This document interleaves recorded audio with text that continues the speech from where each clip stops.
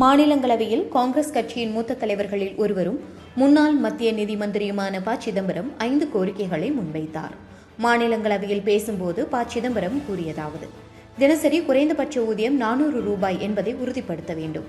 March மாதம் வரையில் கட்டப்படாத கல்விக் கடனை ரத்து செய்ய வேண்டும். ராணுவத்திற்கு ஆள் சேர்க்கும் அக்னிவீர் திட்டத்தை ரத்து செய்ய வேண்டும். நீட் தேர்வு முறை ரத்து செய்ய வேண்டும்.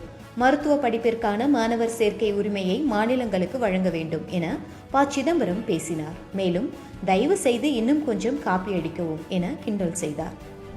நாகர்கோவிலை அடுத்த கீழக்கருப்புக்கோடு பகுதியில் அமைக்கப்பட்டுள்ள பாஜக முன்னாள் எம்எல்ஏ மறைந்த வேலாயுதன் நினைவு மண்டபத்தை பாஜக மாநில தலைவர் அண்ணாமலை திறந்து வைத்தார்.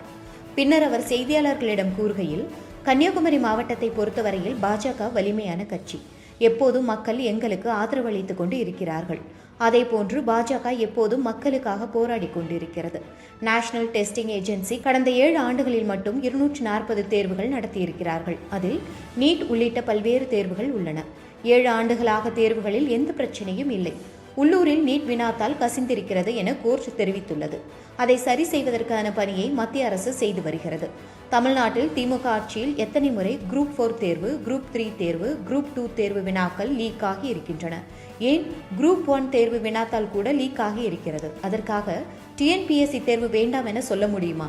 அடுத்த ஆண்டு தேர்வை மிக சரியாக செய்ய வேண்டும். தமிழக மக்கள் நீட் தேர்வை ஏற்றுக்கொண்டு விட்டார்கள் என கூறினார்.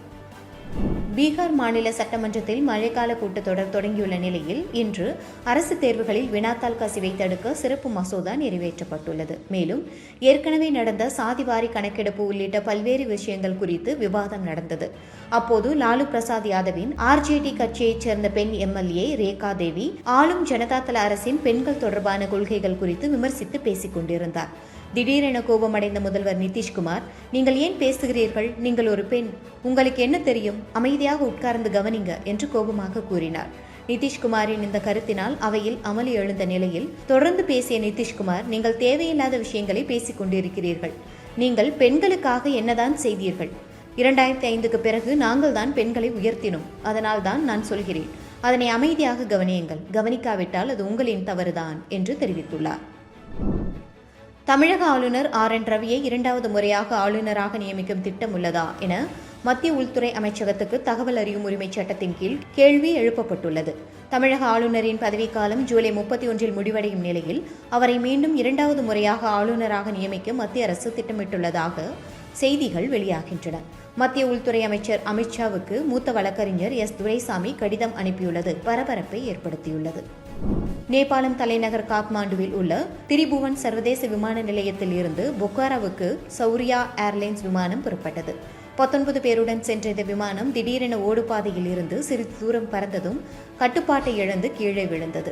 இதில் விமானம் தீப்பிடித்து எரிந்தது. விமானத்தில் பயணித்த 19 பேரில் 18 பேர் உயிரிழந்தனர். ஒரு விமானி மட்டும் காயங்களுடன் மீட்கப்பட்டு மருத்துவமனையில் அனுமதிக்கப்பட்டுள்ளார். விபத்து நடைபெற்றதை அடுத்து திரிபுவன் சர்வதேச விமான நிலையம் மூடப்பட்டது.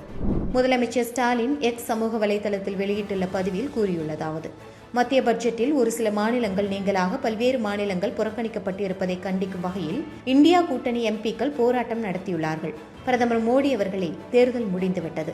இனி நாட்டை பற்றியே சிந்திக்க வேண்டும் என்று சொன்னீர்கள். ஆனால் நேற்றைய பட்ஜெட் உங்கள் ஆட்சியை காப்பாற்றுமே தவிர இந்திய நாட்டை காப்பாற்றாது. அரசை பொதுவாக நடத்துங்கள். இன்னமும் தோற்கடித்தவர்களை பழிவாங்கும் குறியாக இருக்க வேண்டும். அரசியல் விருப்பு வெறுப்புகளுக்கேற்ப அரசை நடத்தினால் தனிமைப்பட்டு போவீர்கள் என அறிவுறுத்த கடமைப்பட்டுள்ளேன். இவ்வாறு அந்த பதிவில் ஸ்டாலின் கூறியுள்ளார். பெண் காவலர்கள் குறித்து அவதூறு கருத்து தெரிவித்ததால் கைது செய்யப்பட்ட யூடியூபர் சவுக்கு சங்கர் மீது பல பகுதிகளில் இருந்து அடுத்தடுத்த வழக்குகள் பதிவு செய்யப்பட்டு தொடர்ந்து சிறையில் இருந்து வருகிறார். இந்த நிலையில் 7 கோடி மோசடி செய்த விவகாரம் தொடர்பாக கரூர் பிரியாணி கடை உரிமையாளர் கிருஷ்ணன் தொடர்ந்த வழக்கில் கடந்த வாரத்தில் சவுக்கு சங்கர் கரூர் நீதிமன்றத்தில் ஆஜரான நிலையில் அவரை 4 நாட்கள் போலீஸ் கஸ்டடி எடுத்து விசாரணை நடத்தினர். இதனைத் தொடர்ந்து 4 நாட்கள் போலீஸ் காவல் முடிந்த நிலையில் பலத்த போலீஸ் பாதுகாப்புடன் சென்னை புழல் சிறைக்கு அனுப்பி வைக்கப்பட்டார். இந்த நிலையில் இந்த வழக்கு கரூர் மாவட்ட முதன்மை குற்றவியல் நீதிமன்றத்தில் நடைபெற்று வந்தது. சவுக்கு சங்கருக்கு ஆதரவாக வழக்கறிஞர் கரிகாலன் இந்த வழக்கை நடத்தி வந்தார். இந்த சூழலில் இன்று வழக்கு விசாரணைக்கு வந்தபோது மாவட்ட முதன்மை குற்றவியல் நீதிபதி பரத்குமார் சங்கருக்கு ஜாமீன் வழங்கி உத்தரவிட்டுள்ளார். இதுபோன்ற செய்திகளை மேலும் தெரிந்து கொள்ள எங்களது யூடியூப், Facebook மற்றும் Twitter ஆப்களை சப்ஸ்கிரைப் செய்யவும்.